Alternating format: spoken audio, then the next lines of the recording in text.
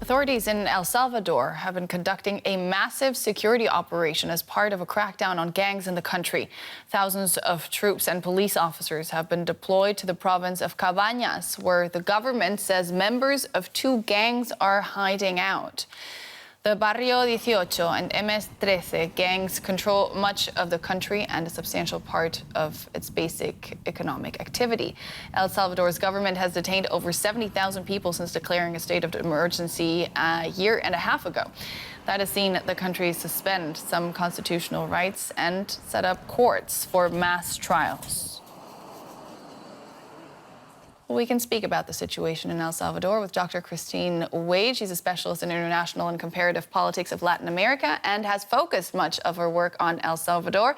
Welcome to DW. Now, what exactly is President Bukele doing in Cabanas? Thank you for having me, Nicole.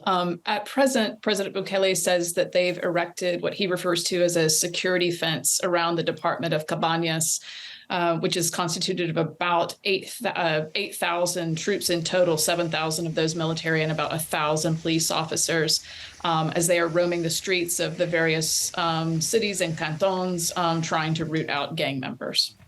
El Salvador has been under a state of emergency now since last March, if I'm not mistaken. How has that affected life in the country? Yeah, well, I suppose it depends on who you talk to. I mean, some people note a significant reduction in violence in their municipalities and in the neighborhoods that they live in.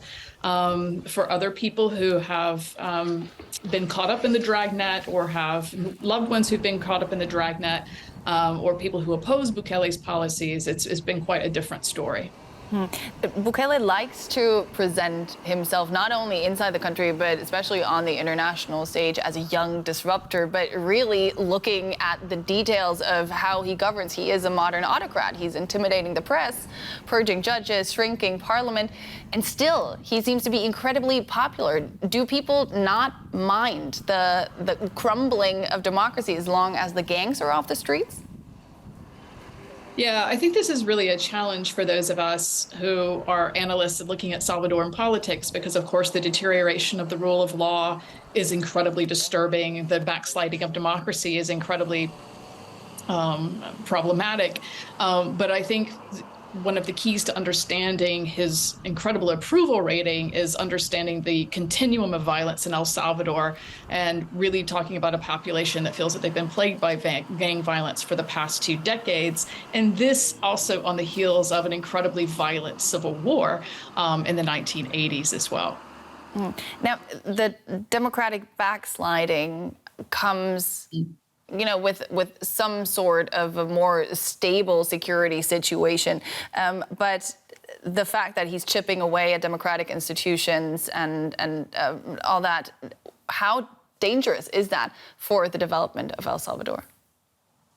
Well, I think it's extremely dangerous for the development of El Salvador. El Salvador has devolved from a multi-party state to what is really now largely a single-party state. Bukele's party, Nuevas Ideas, controls almost all branches of government, meaning Bukele controls effectively all branches of government. His legislative agenda is unchecked, right, because of his legislative majority. And as you mentioned, he's been able to use that to pass a number of laws, to purge, public officials.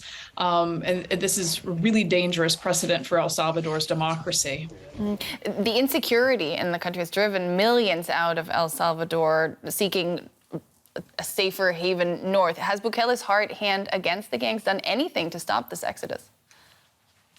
What's interesting is that we are seeing still large numbers of Salvadorans leaving El Salvador, right? I think I saw a report today that said that Salvadorans were the 4th most populous refugee population in Mexico at the moment.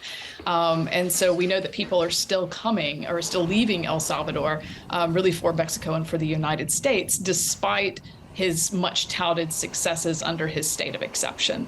That's Christine Wade of Washington College. We appreciate your input. Thank you so much for your time. Thank you.